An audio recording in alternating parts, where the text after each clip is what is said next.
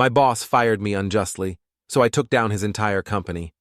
I still remember that Monday morning like it was yesterday. The air in the office smelled like stale coffee and nervous ambition, just like always.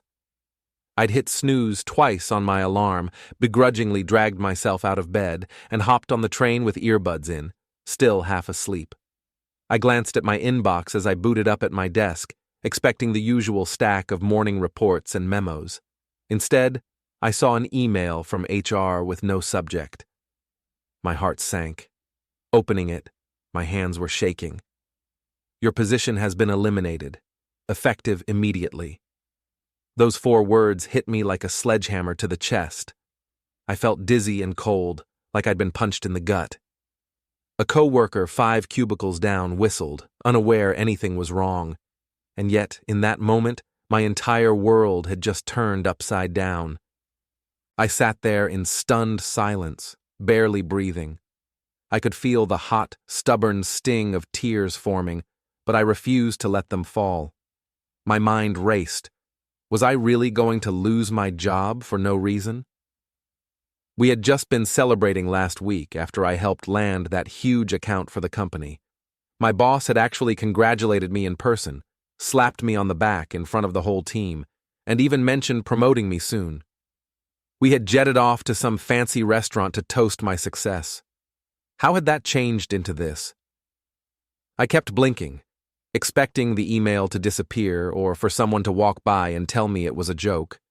But nothing changed. The cubicle walls and humming computers around me were oblivious to the personal nightmare unfolding at my desk. People outside my small cube wandered by like it was any other Monday, blissfully unaware that my career was being erased just a few feet away. A few minutes later, the HR manager came by with a cardboard box for me to start packing up my things. I had to gather what I needed and leave immediately. I stared at the empty inbox, hoping for some explanation. My boss sat in his corner office, just steps away, on the phone with that usual smug grin. He didn't even look up from his screen when the HR manager quietly explained the formalities. It was as if I didn't exist. A hot wave of anger washed over me when I realized how calmly this was happening. All I could do was nod numbly to the HR manager as she said, "I'm sorry to tell you that your position has been eliminated." It sounded rehearsed and fake, but the trauma in the room was anything but. Outside, my colleagues chattered and clicked away, but here, time had frozen. I felt like my legs were made of jelly as I began stuffing my notebook, a photo of my kids, and little mementos into the box. Other co-workers pretended not to stare, but I caught them glancing at me with pity and confusion. One of the guys at the end of the row muttered, "Man, that really sucks," under his breath. I kept my head down and kept packing. I took a pen from my desk and scratched out my signature on some final paperwork, each line shaking more than the last. An old colleague, someone I'd stayed late with on countless Friday nights, approached quietly. She leaned in and whispered, "I'm so sorry. Don't let that bastard get to you." I managed a weak nod and a smile back. Her reassurance meant everything in that moment, even though all I felt was shock and betrayal. She gave my shoulder a comforting squeeze and walked away, leaving me alone with a cardboard coffin of my career. After she left, a company resignation form and a sticky note with my final paycheck details sat on top of my empty keyboard. The HR manager was tapping her foot, checking her watch. We avoided eye contact, both unwilling to break the silence.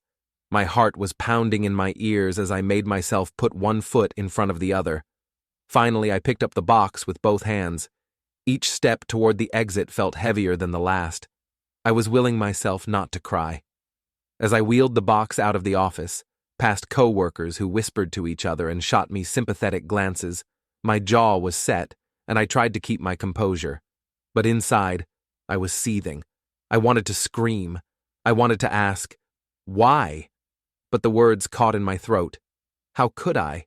There was no reason given, no wrongdoing to explain, just an abrupt dismissal. Walking out that door, I realized they had just thrown away 10 years of my life. My car felt much heavier than normal as I drove home. The usual route down Main Street blurred out of focus through my tears. I kept replaying the last few hours in my head, looking for some explanation that made sense. Nothing did. They said I was no longer needed, but that could mean anything and nothing. My stomach twisted. It felt humiliating and infuriating. The landscape went by in a haze. The coffee shop I used to grab coffee from every morning, the old bookstore where I took my lunch breaks, all these normal parts of my day suddenly felt foreign as I tried to make sense of the surreal news. The words, "position eliminated," repeated like a mantra in my mind. My life was turning upside down. I thought about when I had first started at that company right out of college. I had been so proud, so driven, so sure this was where I was going to make my mark. I gave them everything. Late nights, weekends, missing birthdays. And now? In a blink, it had been all taken away. I had poured so much of myself into that job. God, what was I going to do now? By the time I pulled into my driveway, my hands were completely numb from gripping the steering wheel so tightly. My phone buzzed as I got out of the car. It was a text from a former coworker. "Hey man, heard. You okay?" I stared at it, exhausted. What could I say? I felt a sick lump in my throat. I managed to tap out a single word. Yes. I deleted the text notification and turned the phone off. I knew they really wanted to say, "This is bullshit, fight it," but I didn't have any fight left in me at that moment. I shut off the ignition and took a deep breath. When I finally walked through the front door, my heart was still pounding so hard I was sure my kids would come running to see what happened. The smell of tuna casserole, the one my wife had made for dinner, should have been comforting. Instead, it was just background noise. I tried to play it cool. A terrible idea. "Hey, how was your day?" I called into the kitchen as I dropped my keys on the counter. My voice came out strangled. My wife turned around from the stove, a quiet smile on her face. Then she saw me. I will never forget the way her smile turned to confusion and fear in a split second. "What? What happened?" she asked, her eyes scanning my face. I wanted to tell her it was nothing, that everything was fine. Instead, the words just tumbled out. "They fired me." I remember seeing her mouth open as if she couldn't believe it. The spoon in her hand clanked to the counter. For a moment, we just stared at each other in silence. The room felt very small. Her face went ashen. She hurried over and grabbed my hands. "No, honey, this can't be happening," she whispered, panic rising in her voice.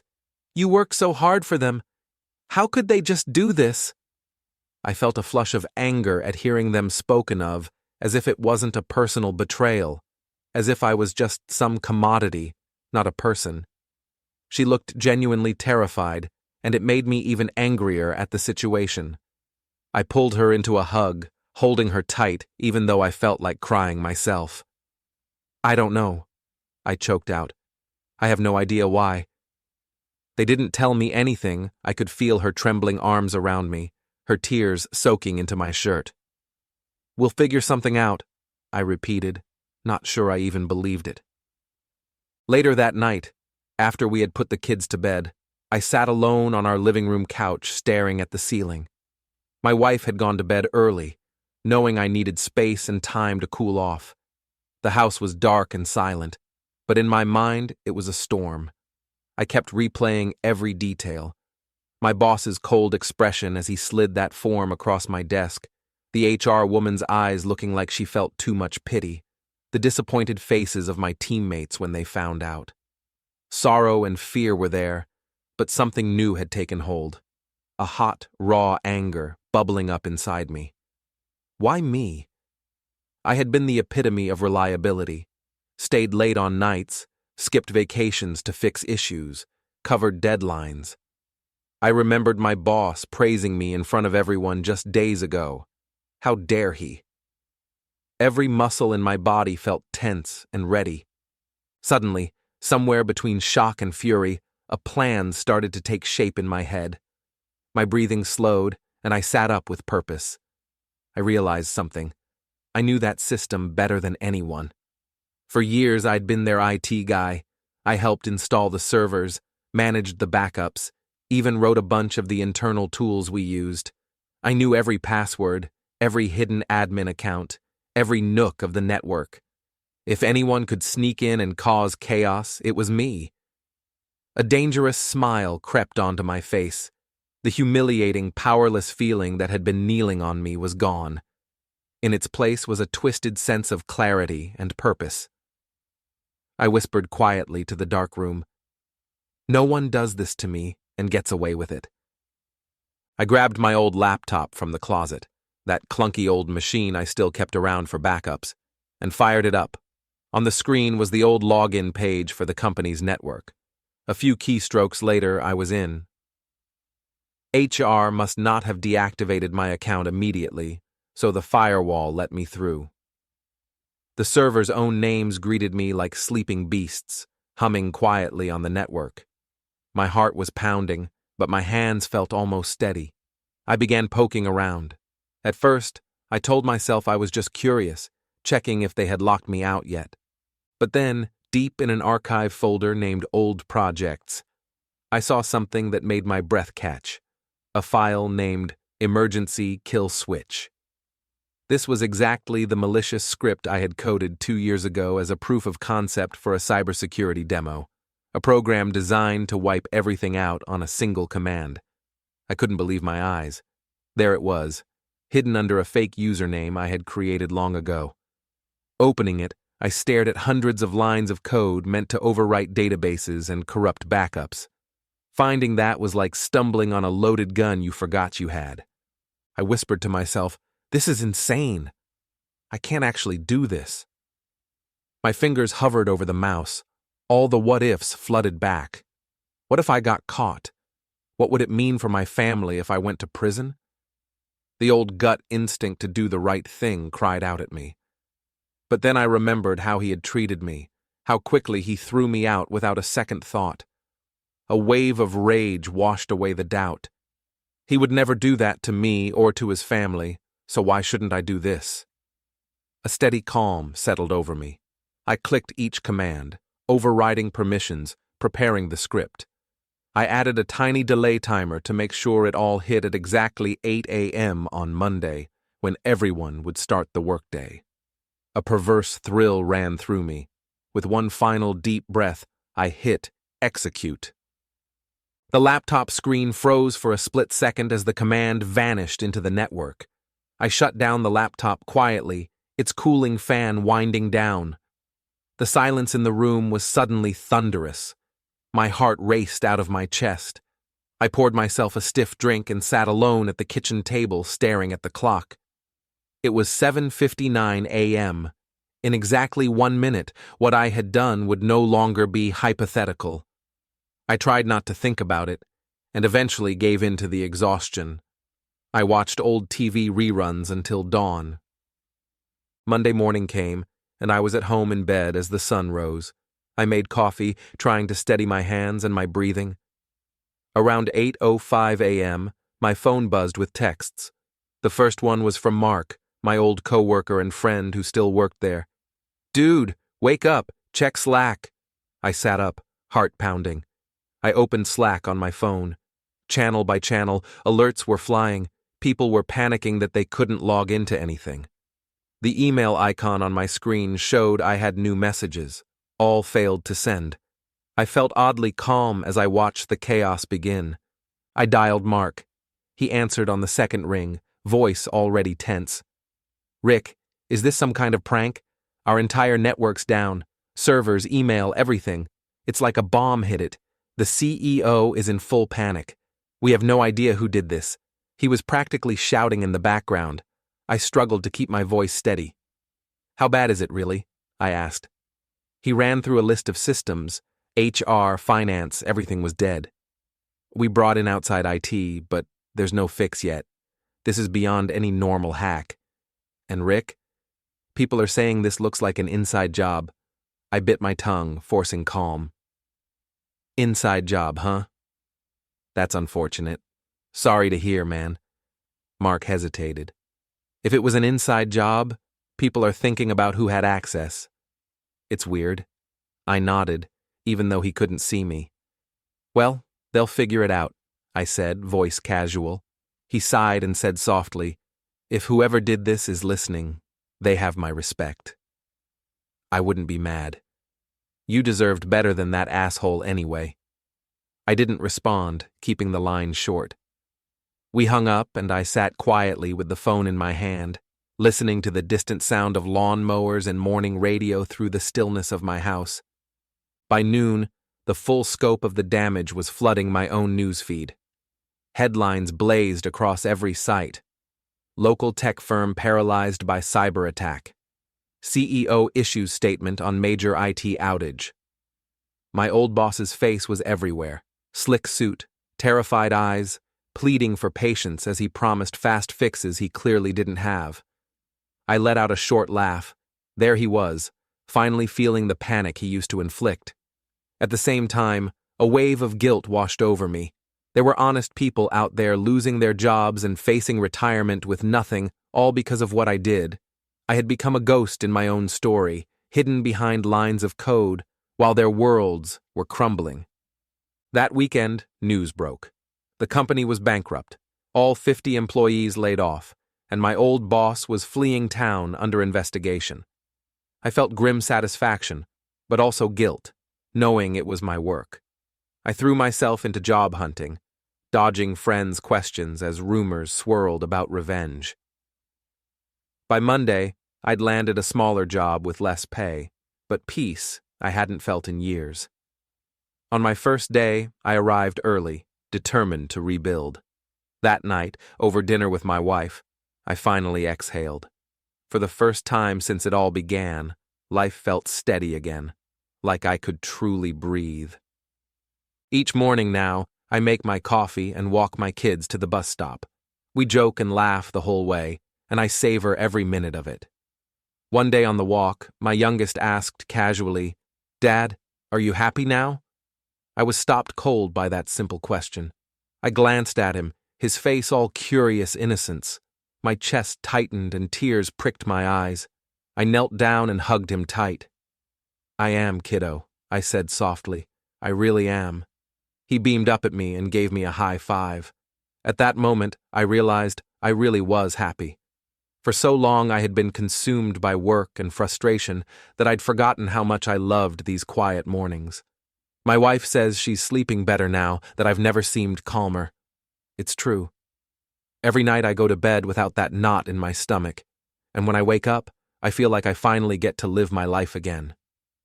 There's an empty, boarded-up building on Main Street where our office used to be. The sign is gone, the windows dark. Sometimes I drive by it and think about the chaos that happened inside those walls, panic and screaming that I only witnessed through a news camera, not in person. The town has mostly moved on by now. People still whisper about that mysterious cyber attack, but it's like a legend to them. No one suspects who really did it. To them, it was just a bizarre footnote in the local news. Little do they know the truth behind it, and frankly, I prefer it that way. I don't tell many people this story. It's too wild to explain. But sometimes, lying awake at night, I replay it all. The despair of being fired, the quiet fury that grew, and the surreal rush of what followed. What I did was reckless, maybe wrong. But when I think of my old boss facing the wreckage he created, I can't help but smile. The truth is, sometimes you have to stand up for yourself, even if it makes the world tilt. He thought he could toss me aside and move on. He was wrong. I'm free now, no longer powerless. I still remember that Monday morning, the stale coffee smell, the nervous hum of ambition. I'd come in excited about a proposal I'd worked on for weeks, but when I opened an email from HR, "Your position has been eliminated, effective immediately," my hands shook, my chest caved in. The clock ticked indifferently, while my world shattered. I sat there in stunned silence. I could feel the hot, stubborn sting of tears forming, but I refused to let them fall. My mind raced in a panic. Was I really going to lose my job for no reason? We had just been celebrating last week after I helped land that huge account for the company. My boss had congratulated me, given me a big grin and a hearty slap on the back in front of the whole team. He even said he was proud to have someone like me on the team. How had that turned into this? I kept blinking, but nothing changed. People outside my small cubicle wandered by like it was any other Monday, oblivious to my world crumbling down. For a moment, I felt completely invisible, like I was watching someone else's life fall apart. My chest felt hollow. I realized I was barely breathing. A few minutes later, the HR manager quietly approached my cubicle with a cardboard box. She was someone I'd known for years. Now she had to deliver this news in person. I stood up slowly and took the box. "I'm so sorry," she said softly, handing it to me. I stared at the resignation form and sticky note on my keyboard. "Your position has been eliminated." My boss sat in his corner office just steps away. He walked past my desk on the phone, that usual smug grin on his face without even looking at me. It was as if I didn't exist. A hot wave of anger hit me, but all I could do was nod numbly to HR as she said, "This is effective immediately." Her voice sounded rehearsed and far away. One of the cubicle neighbors muttered, "Man, that really sucks." I kept packing, half-empty cracked coffee mug, business cards, framed team photo, each item a punch in the stomach. A colleague whispered, "I'm so sorry. Don't let that bastard get to you," patted my shoulder, then left. Papers and a sticky with final pay info waited on my keyboard. HR tapped her foot as I signed. I lifted the box and walked out while coworkers whispered, "Nobody said goodbye." The drive home felt surreal, stomach knotted with anger and fear, phone silent, the world moving on without me. I felt utterly betrayed and abandoned. I finally pulled into my driveway and just sat in the car for a long minute. My phone buzzed. It was a text from an old coworker. "Hey man, I just heard." "You okay?" I stared at it helplessly. What could I possibly say?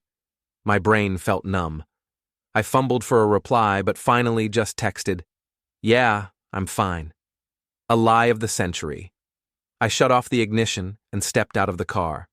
The key turned in the lock, and my feet carried me inside on autopilot. When I walked through our front door, my heart was pounding so loud, I was sure the kids would come running to see what was wrong. The smell of tuna casserole, dinner that my wife had cooking, should have been welcoming, but I couldn't smell anything. I tried to say something casual as I dropped my keys on the counter. "Hey, honey, how was your day?" My voice cracked on, "Hey." My wife turned from the stove and saw the look on my face. Her eyes widened. "Sweetheart, what happened?" she asked, immediately worried. I wanted to lie. I wanted to say it was nothing. Instead, the words tumbled out before I could stop them. I'm fired." She went completely still.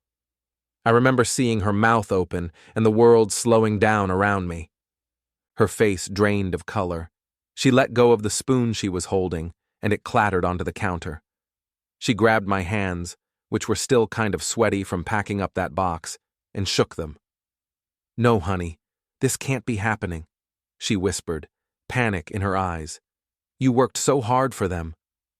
How could they do this to you?" A wave of anger washed over me at how terrified she seemed. This was my nightmare, but it had suddenly spread to her. I pulled her into a hug, trying to shield her from it. "I don't know," I choked out. "They didn't give a reason. They just handed me a box and said it was over." She started to cry, and I felt a burn in my own eyes. "We'll figure something out," I whispered fiercely, wrapping my arms tighter around her. I had no idea if we would. I didn't even know how to figure this out. That night, I couldn't sleep. After tucking the kids in, kiss on both their foreheads, night-night, sweet dreams, I sat alone on the couch, staring at the ceiling. My wife had gone to bed early, understanding that I needed time to myself. The living room was quiet and dark, but in my head there was a whirlwind. I kept replaying everything. The cold look on my boss's face as he'd slid out that box, the sympathetic eyes of the HR manager, my co-workers' faces as they watched me leave. Sorrow and fear had started to well up inside me, but quickly they gave way to a burning, red-hot anger. Every muscle in my body tensed. How dare he, I thought. How dare he throw me away like garbage? I had been loyal. I had given years of my life to that place. Now he just discarded me and didn't even look back. I got up on unsteady legs and went to my desk. I grabbed my old laptop from the closet, the clunky thing I used when I first set up the network. Dusty keys, slow to start, but it was reliable. I turned it on and logged in with a heartbeat of hesitation. The system recognized my credentials instantly. My corporate VPN tunnel was still open. HR had only revoked my badge, not my remote login. Suddenly, I was inside. The server's name scrolled past, humming softly in the background. My heart pounded. Part of me was horrified. I was literally sneaking into the very place that just fired me. But more than that, I felt alive, electrified. I began poking around the network files like I owned the place. At first, I told myself I was just seeing if they'd locked me out or changed anything. But then I found the hidden stuff. Deep in a folder titled Archive was something that made me stop cold. A file named Emergency Kill Switch. It was exactly the destructive script I had coded 2 years ago for a cybersecurity demo, a proof of concept of how an insider could devastate a company. My breath caught. I opened it, scanning through the lines of code that would overwrite databases, corrupt backups, and take everything down. It was a weapon. It was as if fate had left this tool just waiting for me. My mouth went dry. I whispered to myself, "This can't be real." For a split second, I imagined smashing the laptop on the floor. "Don't do it," part of me begged. But then I remembered the sneer on my boss's face. I remembered him telling me after I got that account, "Don't get cocky, kid." Well, screw that. In that instant, the helpless kid inside me died, and the beast took over. I started typing like a madman, planting that script to run at 8 a.m. sharp on Monday. I made sure it would hit the main servers and wipe the backups clean, just in case. As I encrypted the logs and deleted fingerprints of my presence, a cold grin spread across my face. Screw him, I thought. Let him have a taste of this. With that final command executed, I closed the laptop and quietly turned it off. The silence in the house felt even louder now. I poured myself a stiff whiskey and sat back on the couch, hands clasped over my head, staring at the wall. My heart was still pounding wildly. What had I just done? My mind was reeling. This was so crazy. If the cops ever found out it was me, well, I didn't want to think about it. But a weird satisfaction warmed me. I had flipped the switch on this train wreck. I took another sip and waited as dawn approached, the clock ticking painfully slow. Morning finally came. I forced myself out of bed, showered, dressed, and sat at the breakfast table as if nothing had changed. I made coffee and sipped it slowly, mindlessly flipping through news apps. Around 8:05 a.m., my phone buzzed nonstop. A text from Mark. "Rick, are you seeing this?" Slack is going crazy. My stomach dropped. I grabbed my laptop and signed into Slack. Dozens of panic-filled messages. All systems down, all data encrypted, send help. The whole IT channel was a freak-out emoji fest. Reports of ransomware banners, missing files, a company-wide shutdown. A text from HR said, "Help! We have no backups. You need to fix this." Now. I snapped my phone shut.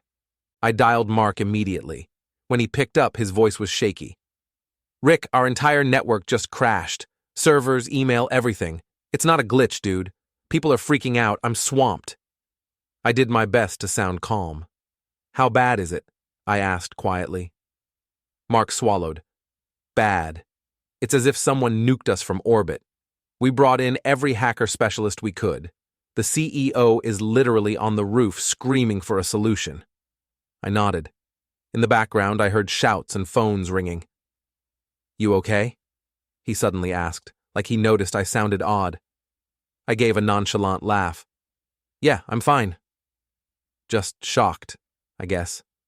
He paused and then said quietly, You know, if this was some revenge thing, I can't even be mad. That guy had it coming. I forced a laugh. Just keep doing your thing, man. We hung up. My hands were shaking again, though this time with adrenaline. By noon, the reality of what I'd done was on full display. Headline after headline. Local tech firm paralyzed by mysterious cyber attack. CEO scrambles to explain widespread data loss. All contracts voided. 50 employees' jobless news crews were outside that dark office building, reporters speculating wildly about who was behind it. I watched a live clip of my old boss in a suit, face pale and haggard, trying to assure clients that nothing like this had ever happened to us before. I turned away from the TV, shaking my head in disbelief. There he was, my former boss, finally feeling terrified. It was bizarre to feel both bitter satisfaction and a knot of guilt at the same time. That weekend brought even more. The board had no choice but to shutter the company. They announced bankruptcy. Every contract was voided, all employees laid off. I saw in a news article that investigations were underway and fingers were pointed at the management's negligence. He was in all the papers looking distraught. Part of me smiled. He'd thrown my life away without blinking. Now, he was paying the price. The other part of me felt nauseous thinking about innocent people who had lost their jobs through no fault of their own. But I told myself, those people will bounce back. He made a living off of them in the worst ways. In the days after, I threw myself into moving forward. Job hunting became my project. I updated my resume, polished LinkedIn, and sent out applications non-stop. Meanwhile, the mysterious hack dominated town chatter. Old friends blew up my phone with messages like, "Are you behind this?" I only sent jokes or a thumbs up, secretly thrilled by the chaos I'd caused. By Monday, I landed a new job at a smaller company. Less pay, but steady and drama-free. The calm pace, friendly co-workers, and even sleeping through my alarm felt like a gift. That night, when my wife asked how it went, I admitted, really good. For the first time in ages, I felt hopeful. Mornings now mean coffee and walking my kids to the bus stop, laughing together. Once my son asked, "Dad, are you happy now?" I hugged him tightly and said yes. My old office is gone, but I got the last laugh and a second chance.